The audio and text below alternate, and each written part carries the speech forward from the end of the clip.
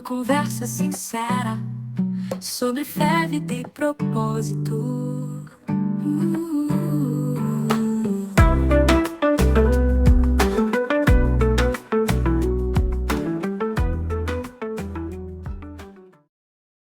Fala, galera de Cristo! Começando mais um podcast Chama no PV, uma conversa sincera sobre fé, vida e propósito. É isso aí. Então, chama geral aí, espalha para todo mundo, né? Por favor, já dê aí a sua curtida.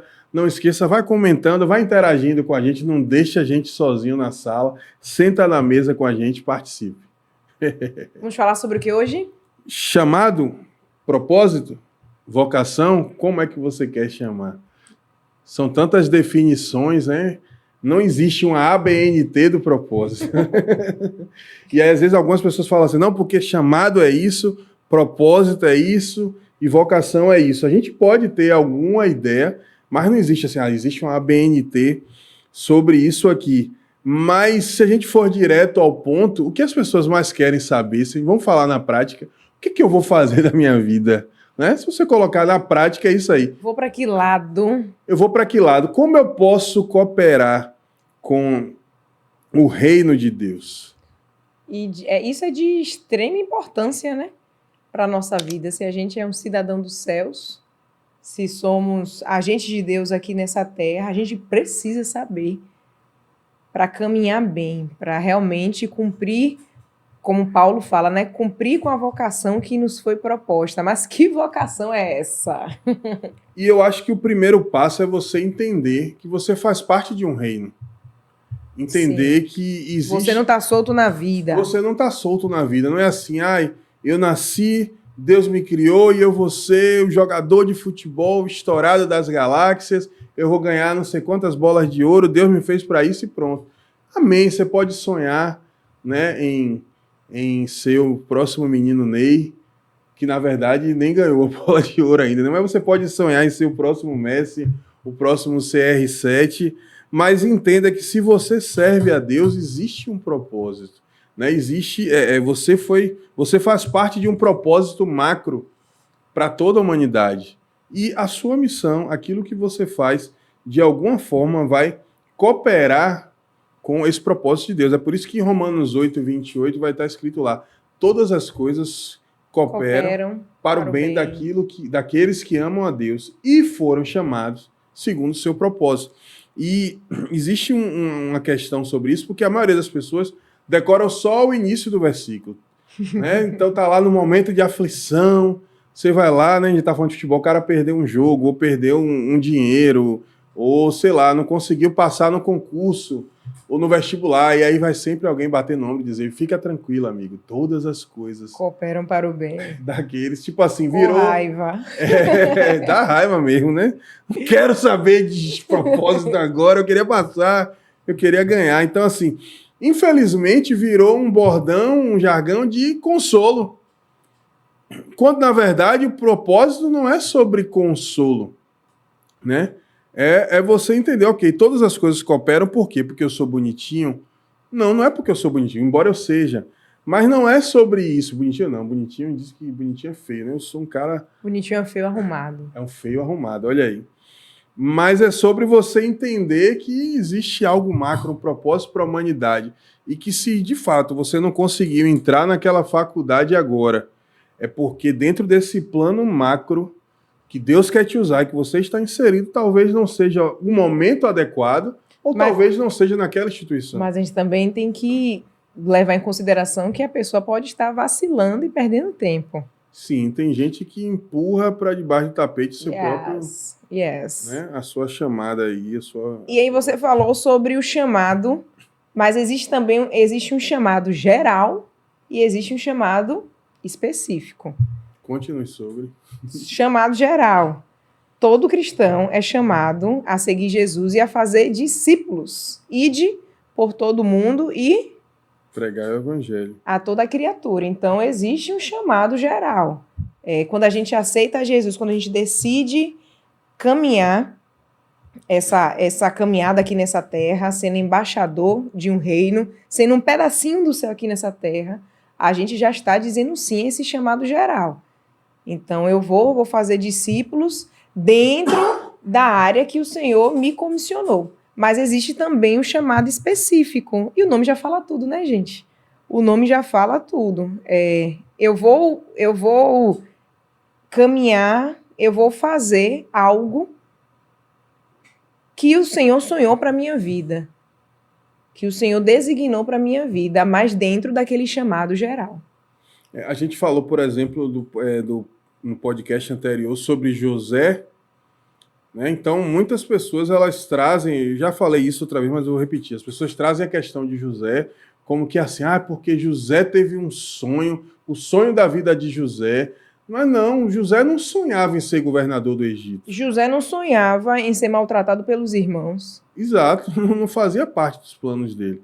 Mas existia um propósito, existia algo, Deus iria usar José lá na frente para salvar não só a família dele, mas todo o povo dele e a humanidade, né, que estava passando ali por uma questão de miséria e todo mundo foi ali no Egito se abrigar e buscar. Então, assim, existe sim esse chamado específico. Deus dá missões individuais para cada um. Não, talvez essa seja a melhor nomenclatura, missões individuais, né, que fazem parte de um plano macro. Isso fazem parte de um todo. Então, Deus ele te chama para estar com ele. Eu gosto de repetir isso, essa frase é do Luiz Hermínio, né? Deus não te chamou para fazer nada para ele, Deus te chamou para estar com ele. E por que eu gosto tanto dessa frase? Porque é a partir do momento que você está com Jesus, está no sentido de caminha com ele, anda com ele, e Oséias 6,3 diz, conheçamos e prossigamos em conhecer ao Senhor. Então, enquanto você conhece, você prossegue, você vai entendendo, você vai conhecendo do amor dele, você vai desfrutando da presença dele, e você desfrutou tanto que você quer compartilhar aquilo, né? Você vai, sei lá, diga aí, Carol é apaixonada pelo Beach Park. Sou mesmo. Beach Park, me nota. Me nota. Tem uma... Inauguraram hoje. Hoje não, acho que foi esse mês passado, em março, porque o Beach Park está fazendo 40 anos. E de 2 em 2 anos, eles têm uma inauguração de brinquedo novo. Então, esse ano, eles inauguraram uma montanha-russa aquática. Eu vou. Nós, né, amor? Vamos, sim. Vou ficar na piscina de ondinha, né? Vou ficar ali na sauna e tal, e você vai lá brincar. Eu preciso de companhia. Mas, enfim, um Beach Park. Então, Carol, que ama o Beach Park, ela... de cada 10 pregações, 5 ela fala do Beach Park. Ai, nada disso, Ramon. Exagerei na estatística, mas ela fala muito sobre isso, porque é uma coisa que alegra. Aí quem não me conhece vai ficar pensando, o que essa mulher fala tanto do Beach Park dentro de uma pregação? Assista no YouTube, procure as pregações de Carol que você vai entender. Mas, enfim, então quando você gosta de alguém, você gosta de algo, você tem o prazer de falar. Você, na verdade, assim... Você quer que as pessoas tenham a mesma experiência, o prazer da experiência que você teve. Então, o chamado é muito sobre isso. É querer que outras pessoas, querer que todo mundo participe da experiência que você teve, do prazer que você desfrutou do Senhor.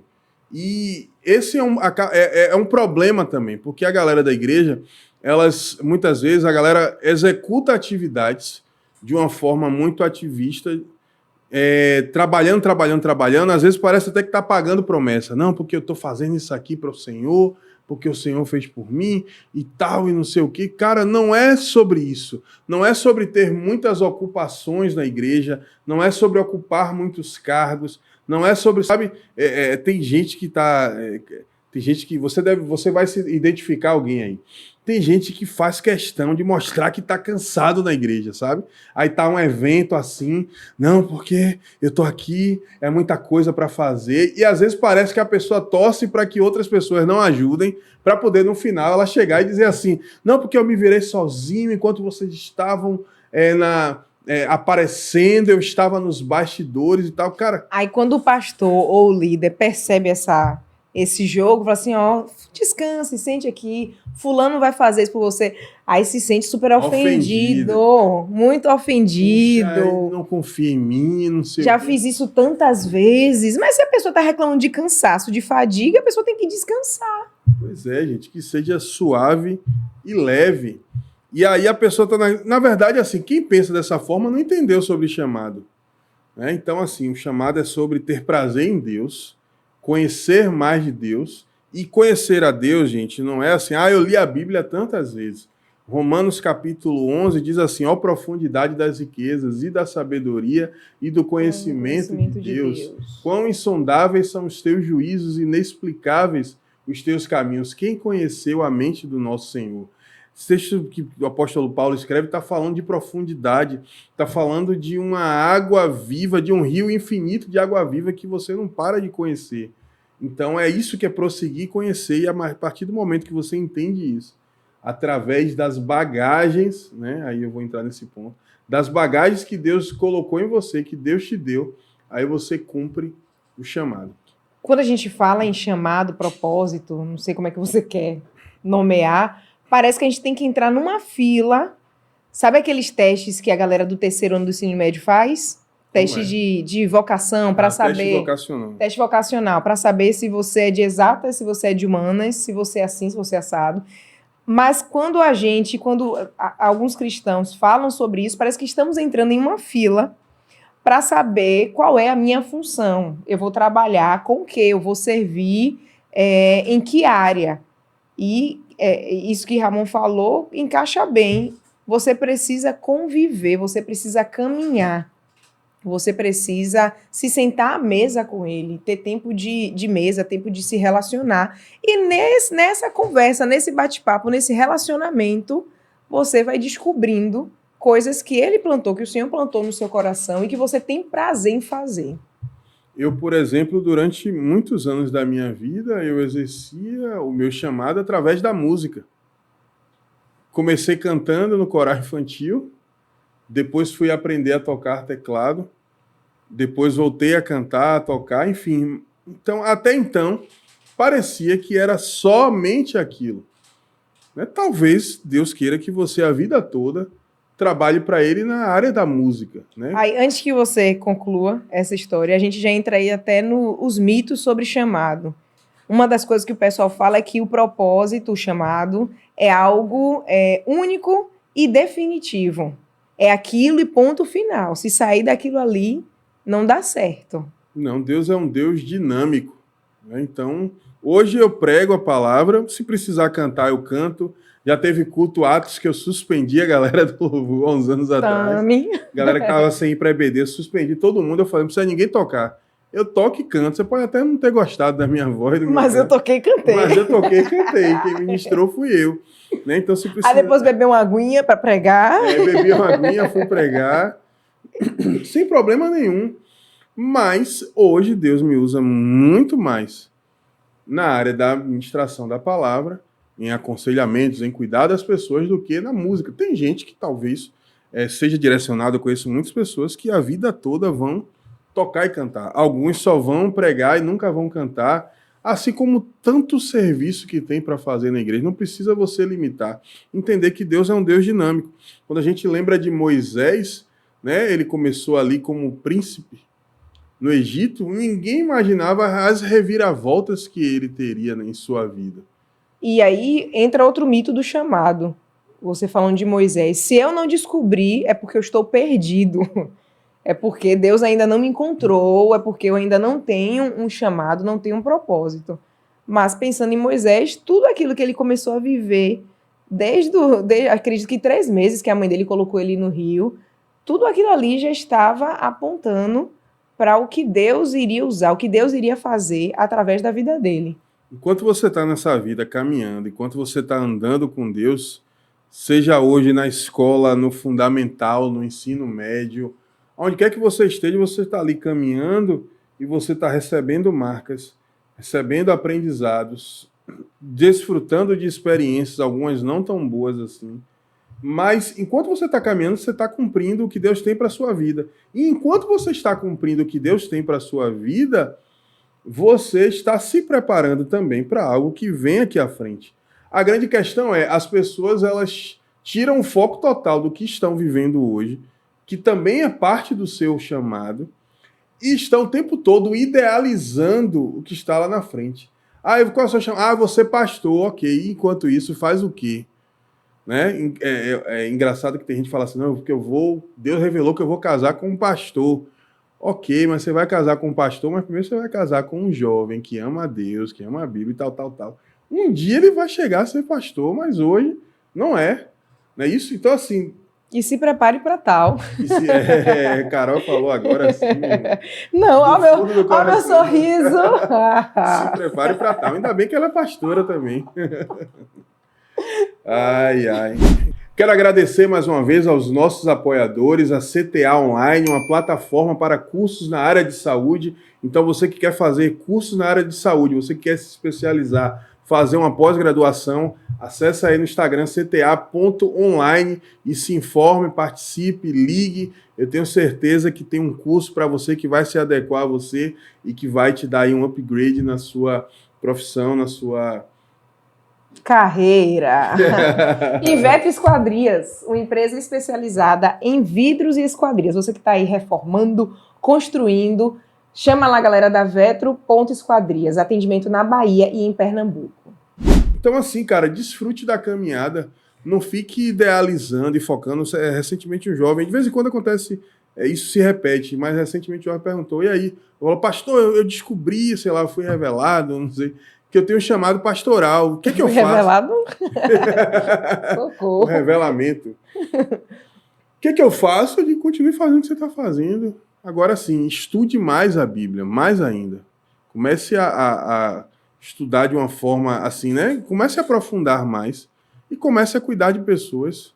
Comece a cuidar de pessoas. Começa hoje. As pessoas às vezes acham assim, não, porque eu tenho um chamado, né? Sei lá, pode ter acontecido de você ter recebido uma palavra profética, uma palavra de conhecimento, uma palavra de sabedoria, né? Alguém teve uma visão com você, né? Eu vi você, varão, no púlpito com o microfone na mão. Aí pronto, o cara para de segurar a plaquinha de boas-vindas. O cara que ajudava a lavar o banheiro não quer mais fazer nada na igreja porque alguém disse para ele que ele vai ser pastor. Não, cara, continua fazendo o que você está fazendo. Só que agora tenha mais intencionalidade.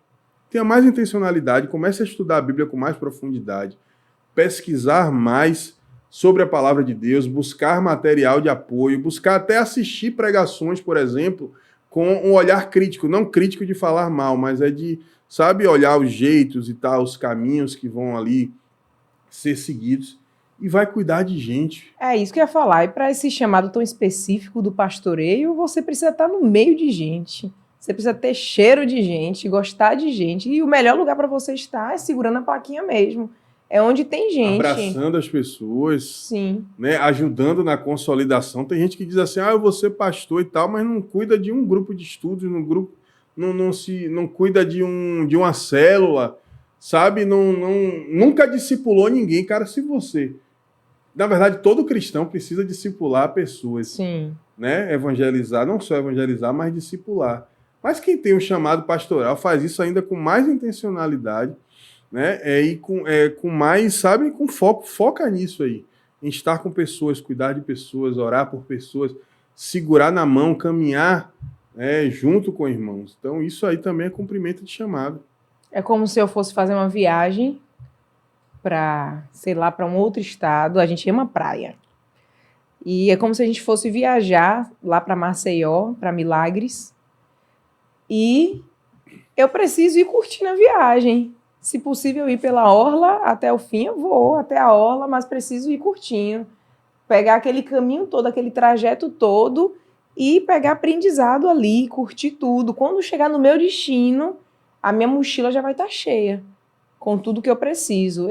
Eu já contemplei muita coisa nesse trajeto e aí quando eu chegar no meu caminho, por ter contemplado tanta coisa, eu vou conseguir manter essa vocação, manter esse chamado. Eu gosto dessa palavra mochila, bagagem para se falar de chamado, porque eu creio que Deus colocou em você talentos e dons que eles vão te auxiliar não só no futuro, como hoje, para cumprir aquilo que Deus quer para a sua vida. Então, às vezes você, beleza, vai ser um pastor, um pregador da palavra. Então, provavelmente hoje você já comunica bem, você já gosta de estar com pessoas, de falar. Às vezes não, às vezes isso pode ser desenvolvido. A Carol tá rindo aqui por causa dela. que ela nunca foi uma pessoa de falar muito. Inclusive, esse foi um critério meu para escolhê-la para ser a Porque rainha. já basta tu, né? Que fala pelos cotovelos. Dois falando em casa pelos cotovelos não presta. Já basta Ramon e Zoe em casa. Terê, terê, terê, terê. Então, voltando, a pessoa quer tirar minha concentração aqui, né? Existe uma caminhada, existe uma bagagem que Deus coloca. E às vezes, nem sempre essa bagagem, esses atributos, Deus, isso nasceu com você.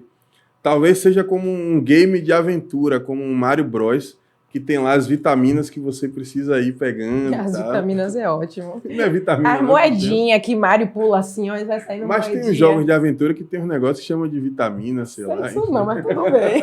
Vai ser da década... Os Nintendo aí da década de 80. Tem uns lives que você precisa adquirir, que são durante a sua caminhada. Atari.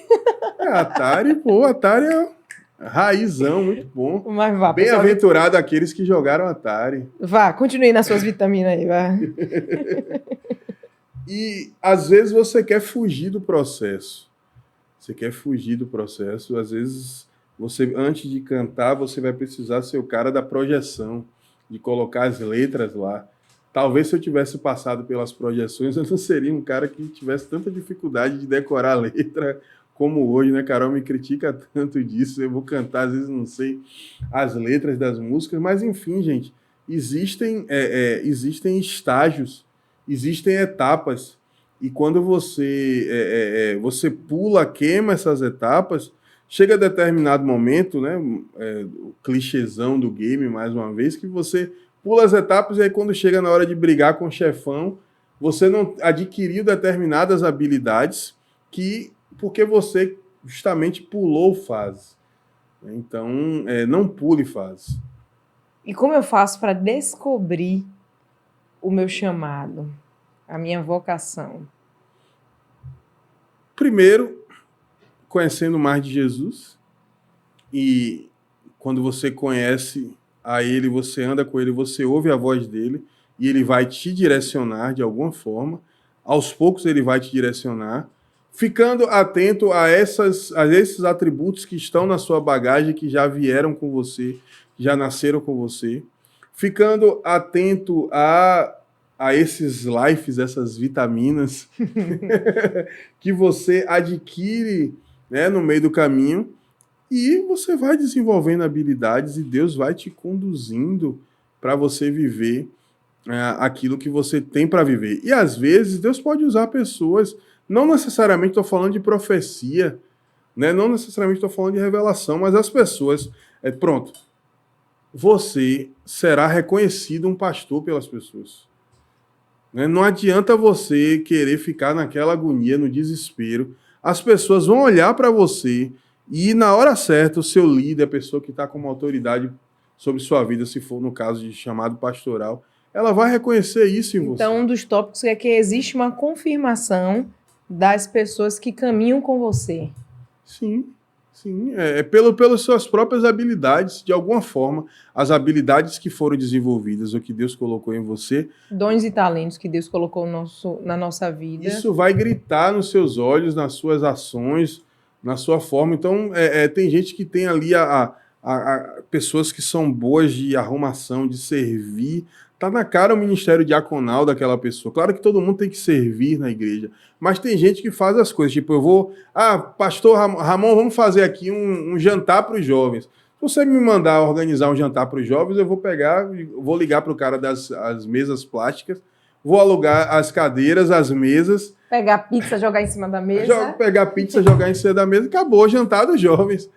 Mas tem pessoas que, né, claro que nesse caso específico as mulheres têm um jeitinho mais, né, mas enfim, tem pessoas que já têm aquela coisa assim, não, vamos arrumar, vamos colocar, eu não sei porque eu lembrei de Angélica agora, né, vamos colocar um jarrinho aqui. Com flores naturais. Com flores naturais, uma toalha bonita e tal. Então, assim, isso de alguma forma é algo que a pessoa carrega com ela para um serviço diaconal. E quando eu falo de serviço diaconal, não necessariamente estou falando do cargo, do posto de diácono. Agora sim, a gente está falando muito sobre chamado, sobre... A gente deu muitos exemplos sobre serviço dentro da igreja. Você falou muito sobre pastor, sobre o servir, o diaconato e tal. Mas existe também um ponto que identifica o meu chamado e que não necessariamente a minha área de atuação é dentro da igreja. Até Na porque, verdade, a maioria das pessoas, a área de atuação não será dentro da igreja. pois é. A gente precisa falar também sobre isso. Eu acho que tem muito a ver com a inquietação, né? Isso. O que é que te inquieta? O que é que você, se pudesse, se você fosse um dos super-heróis da Marvel, da DC, o que é que você faria assim de imediato para acabar no mundo? Exemplo, existem pessoas que, quando a gente fala sobre a adoção, grita no coração dessas pessoas. Talvez elas ainda não participaram não estão dentro de um processo para adotar pessoas, mas existe uma inquietação quando um caso desses sai na mídia, a pessoa chega, chora mesmo, uma coisa genuína, e isso pode ser um dedo de Deus apontando essa sua inquietação para algo que você deve se envolver. Eu ouvi semana passada uma moça falando sobre o ministério dela, que era dentro das prisões femininas. Não me recordo o nome dela, mas foi um podcast que eu estava assistindo, e ela falou que ela recebeu esse chamado em um congresso, ela ouviu uma voz audível mesmo, que ela iria. E quando ela foi pela primeira vez fazer uma visita junto com um grupo que faz missões, aquilo ardeu no coração dela. Então hoje ela construiu uma ONG, um grupo que trabalha para apoiar essas mulheres que estão em prisões, que estão em cadeias. Então, o que é que te inquieta? A gente conhece um jovem que ele foi lá para Marajó e ele fala com os olhos marejados e com muita paixão sobre o que ele viu lá em Marajó e sobre a missão dele. Então, para pensar um pouco o que é que existe nesse mundo que te inquieta, que te deixa, sabe, às vezes até com sangue nos olhos. Talvez isso esteja apontando para o que o Senhor quer que você se envolva. E é importante você ter falado sobre essa questão de não é só na igreja. Porque quando a gente traz esse conceito de o que é que te inquieta, o que é que te revolta, então você olha, por exemplo, crianças injustiçadas, crianças abandonadas, crianças abusadas. Não necessariamente Deus está falando para você que você vai ser a tia da EBD ou o tio do EBD. Que é de extrema importância. Pessoas que realmente são chamadas para isso, elas vão dar o sangue ali por aquela missão. Aprendam isso. EBD infantil não é lugar de quem quer ajudar. EBD infantil é lugar de quem tem chamado. Quem tem chamado. Para fazer isso. Mas continuando, o que acontece? Não necessariamente quer dizer que você vai ser o tio da EBD. Talvez a sua área de atuação seja fazer uma faculdade de pedagogia. Sim. Certo? Ser um futuro professor, ser um futuro coordenador de uma escola, certo? Deus pode te usar através disso. Eu já ouvi de algumas profissionais dessa área que são mundos totalmente diferentes. Você lecionar em um colégio público, em uma creche da prefeitura, do estado, e ir para um colégio particular.